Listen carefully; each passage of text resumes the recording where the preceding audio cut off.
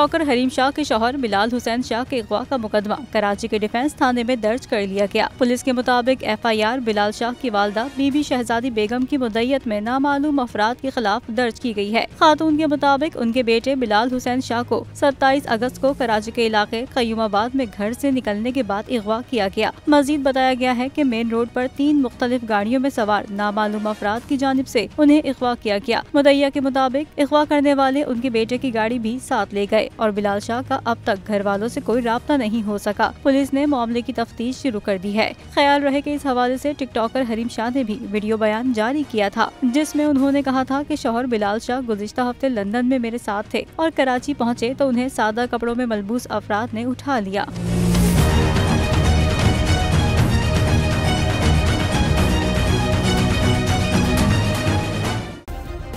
Subscribe करें और bell दबाएं ताकि कोई खबर रह न जाए।